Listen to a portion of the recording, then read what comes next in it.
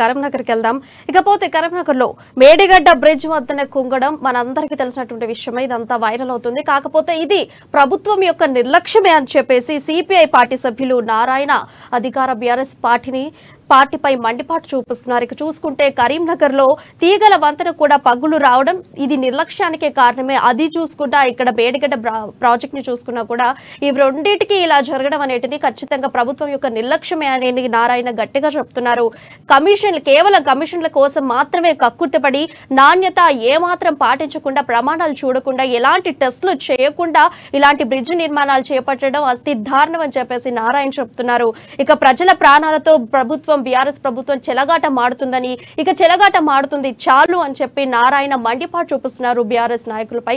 ఇక ఈ అంశంపై మరింత సమాచారం మా కరీంనగర్ ప్రతినిధి శ్రీకాంత్ లైవ్ ద్వారా అందిస్తారు. శ్రీకాంత్, చెప్పండి అప్డేట్స్ ఏంటి? Good evening Priya. ఈ రోజు సిపిఐ కార్యవర్గ సభ్యులు నారాయణ కరీంనగర్ లోని తీగల వంతెనను సందర్శించిన పరిస్థితి ఉంటుంది. అంటే ఇటీవల కాలంలో కాళేశ్వరం ఎత్తిపోతల పథకంలో భాగంగా నిర్మించిన మొదటి బ్యారేజీ మేడిగడ్డ 18, 19, 20, 21 4 గేట్ల వరకు కూడా ఒక అడుగు మేర కుంగిపోవడంతో పెద్ద ప్రకంపనలు సృష్టించింది. అధికార బీఆర్ఎస్ పార్టీని ఒక ఇరుకున పెట్టే, అంటే ఎన్నికలు సమీపిస్తున్న తరుణంలో ఒక ఇరుకున పెట్టే విధంగా కూడా ఈ వ్యవహారం అంతా నడుస్తుందని చెప్పొచ్చు. ఇప్పటికీ కాంగ్రెస్ పార్టీ నేతలు ఈ అధికార పార్టీ నేతలపై కూడా భగ్గుమంటున్న పరిస్థితి నెలకొంది. నిన్న హుస్నాబాద్ నుండి మాజీ ఎంపీ పున్నం ప్రభాకర్ కూడా ఆ ప్రాజెక్టు సందర్శనకు వెళ్ళడానికి ఒక పట్టుబట్టిన నేపథ్యంలో పోలీసులు అడ్డుకున్న పరిస్థితి నెలకొంది. ఇకపోతే ఈ రోజు నారాయణ కరీంనగర్ లోని తీగల వంతెనను సందర్శించడానికి వచ్చిన పరిస్థితి ఉంది. పూర్తి స్థాయిలో కార్యకర్తలంతా కూడా ఒక తీగల వంతెనపై సందర్శించిన ఇటీవల కాలంలో ప్రారంభించుకొని అట్టహాసంగా కేటీఆర్ చేతుల మీదుగా దాదాపు 200 కోట్లకు పైగా వెచ్చించి 5 సంవత్సరాలు నిర్మించి చేపట్టిన ఈ తీగల వంతెన ఇటీవల 5 నెలలు గడిచిన తరుణంలోనే ఇప్పటికే పగుళ్లు రావడము బ్రిడ్జి అనుమానాస్పదంగా ఉంది అని చెప్పేసి కూడా నారాయణ ఆరోపిస్తున్న పరిస్థితి. లక్షల కోట్లు కూడా వృధా చేస్తున్నారు బీఆర్ఎస్ పార్టీ నేతలంతా కూడా కమిషన్లకు కకృతి పడి నాసి రకము నాణ్యత లోపంతో ఇదంతా నిర్మాణాలు చేపడుతున్నారంటూ కూడా ఆగ్రహం వ్యక్తం చేస్తున్న పరిస్థితి. ఒకవేళ ఇలాంటి కట్టడాలపై కనుక, అంటే ఇదంతా వాడుకలో ఉన్నప్పుడు ఈ కట్టడాలు ఏదైతే ప్రమాదం జరుగుతారో అలాంటి సమయంలో మాత్రం ఏదన్నా జరగరానిది జరిగితే పెద్ద ఎత్తున కూడా ప్రాణ నష్టం సంభవించే పరిస్థితి నెలకొంటుందని చెప్పేసి ఆవేదన వ్యక్తం చేస్తున్న పరిస్థితి. ఇకపోతే ఇలాంటి ఘటనలతో రాబోయే రోజుల్లో అధికార బీఆర్ఎస్ పార్టీకి వచ్చే అసెంబ్లీ ఎన్నికలకు గాను బుద్ధి చెప్తారు. అంటే ప్రజలు ఇదంతా కూడా నిశ్చితంగా గమనిస్తున్న పరిస్థితి.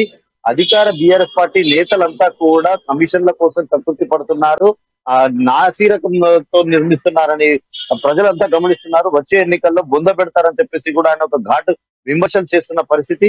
అంటే ఇటు ఎక్కడికక్కడ ప్రాజెక్టులే కానీ ఇటు అంటే ఏదైతే మసిపూరేడు చేసి అన్న చందంగా కూడా బీఆర్ఎస్ పార్టీ నేతలు అభివృద్ధి పేరుతో ఎన్నో ప్రాజెక్టులు కానీ ఇతరత్ర కార్యక్రమాలు చేపడుతూ కూడా అన్ని భూతద్దంలో పెట్టి చూపెడుతూ కూడా అందంగా తయారు చేస్తున్నాము, అభివృద్ధి చేస్తున్నాము అని చెప్పుకునే మాటలన్నీ కూడా నీటిపైన రాతలుగా మారుతున్నాయంటూ కూడా ఆయన ఒక హాస్యాస్పదమైన కామెంట్లు కూడా చేసిన పరిస్థితి అయితే నెలకొంది.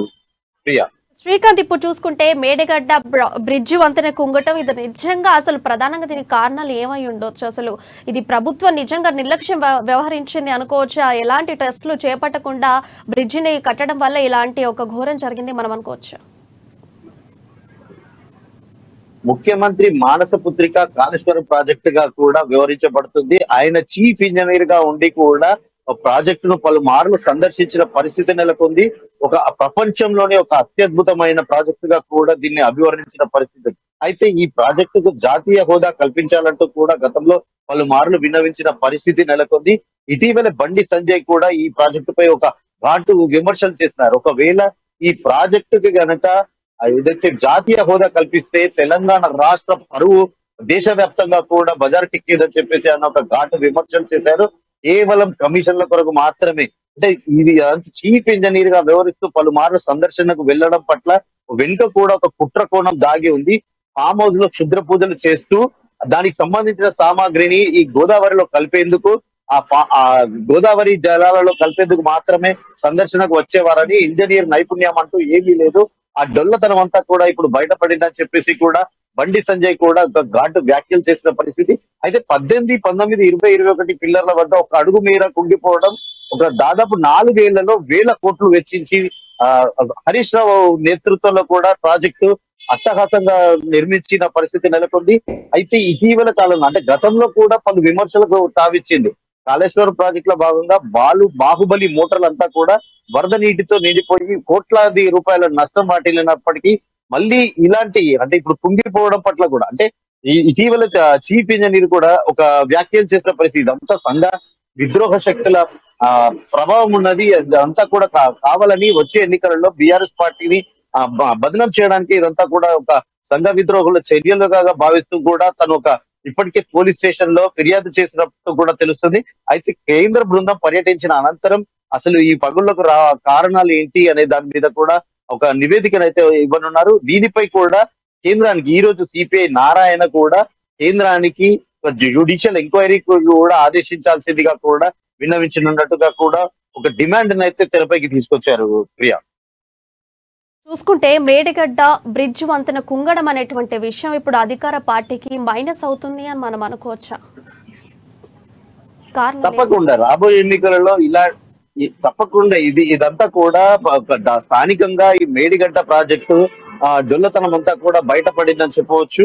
అంటే ఇటీవల కాలంలో ఇది అంటే పెద్ద ఎత్తున కూడా సోషల్ మీడియాలో కానీ సామాజిక మాధ్యమాలతో పాటు ప్రధాన మీడియాలలో కూడా పెద్ద ఎత్తున వార్తలు ప్రసారం కావడంతో కూడా ఇదంతా వైరల్ గా మారి ఇప్పటికే పెద్ద ఎత్తున కూడా చర్చనీయాంశంగా కూడా మారింది. ఇదంతా కూడా అధికార పార్టీ నేతల వైఫల్యము, కమిషన్ల కోసం కకృతి పడి కాసులకు అదంతా కూడా ఒక డొల్లతనం అంటే నా నిర్మాణ లోపం అంతా కూడా బయటపడుతుంది అని ఆవేదన వ్యక్తం చేస్తే ఇప్పటికే మేడిగడ్డ బ్యారేజ్ నుంచి లక్షలాది నీరు కూడా సముద్రంలోకి విడుస్తున్న పరిస్థితి నెలకొంది. ఒకవేళ జరగరాని పెద్ద ప్రమాదం సంభవించే అవకాశం ఉన్నందున కూడా ఈ నీటినంతా కూడా విడుదల చేస్తున్న పరిస్థితి. అనంతరం ఈ ప్రాజెక్టు పరిస్థితి ఏంటి అంటూ కూడా దిగువన ఉన్న రైతులంతా కూడా ఆవేదన వ్యక్తం చేస్తున్న పరిస్థితి అయితే నెలకొంది ప్రియా. అయితే శ్రీకాంత్, ఇప్పుడు చూసుకుంటే మేడిగడ్డ బ్రిడ్జ్ వద్దన కుంగటం పట్ల అసలు ముఖ్యమంత్రి కేసీఆర్ ఏ విధంగా స్పందన ఇచ్చారు, ప్రతిపక్ష నాయకులు ఏ విధంగా స్పందిస్తున్నారు, ఇక ప్రజలు ఏ విధంగా తీసుకుంటున్నారు ఇవన్నిటి స్పందనలన్నింటినీ? అయితే ఇప్పటికే KTR working president, BRS working president KTR ఇది తమ పార్టీ సంబంధించిన అంశం కాదు, ఇదంతా కూడా ఎల్ఎన్టీ నిర్మాణ లోపము, ఈ క్రెడిట్ అంతా కూడా అంటే ఏదైతే నిర్మాణ లోపానికి సంబంధించి తాము తప్పు ఏమీ లేదు, తాము సకాలంలో పనులన్నీ పూర్తి చేశామని చెప్పి ఒక వివరణ ఇచ్చే ప్రయత్నం చేస్తే దీనిపై కూడా సోషల్ మాధ్యమాలలో కూడా పెద్ద ఎత్తున సెటైర్లు వేస్తున్న పరిస్థితి అయితే నెలకొంది. అధికార పార్టీ నేతలు ధనదాహం కూడా కోట్లాది రూపాయలు కూడా అక్రమాలకు పాల్పడ్డారంటూ కూడా ఒక సెటైర్లు అంటే సోషల్ మీడియా కూడా సెటైర్లు విసురుతున్న పరిస్థితి అయితే నెలకొంది. ఇక సామాన్య ప్రజలు కూడా మీడియాలలో ప్రసారమైన కథనాలను చూసి ఖచ్చితంగా ఇది అధికార పార్టీ అంటే ఈసారి ఈ అధికార పార్టీకి అక్రమాలకు అంటే ఇప్పటికే పెద్ద ఎత్తున డబుల్ బెడ్రూమ్ కుంభకోణంలో కానీ సాక్షాత్తు ముఖ్యమంత్రి అసెంబ్లీలో నిండు అసెంబ్లీలోనే ఎమ్మెల్యేల పనితీరుపై కూడా అంటే కమిషన్లకు కక్కుర్తి పడుతున్నారు, ఒక్కొక్క దళిత బంధు పథకంలో 3 లక్షల రూపాయలు తీసుకుంటున్నట్టు కూడా తనకు సమాచారం వచ్చింది అంటూ ముఖ్యమంత్రి ఒక స్టేట్మెంట్ ఇవ్వడం కూడా ఒక వైరల్ గా మారిన పరిస్థితి. అంటే తమ పార్టీ నేతలే అవినీతికి పాల్పడుతున్నారంటూ ముఖ్యమంత్రి సాక్షాత్తుగా ఒప్పుకున్నట్టుగా కూడా సామాజిక మాధ్యమాల్లో కూడా వైరల్ అవుతుంది. ఇదంతా కూడా రాబోయే ఎన్నికలలో బీఆర్ఎస్ పార్టీకి ఖచ్చితంగా మైనస్ మారుతుందని చెప్పొచ్చు ప్రియా. థాంక్యూ శ్రీకాంత్.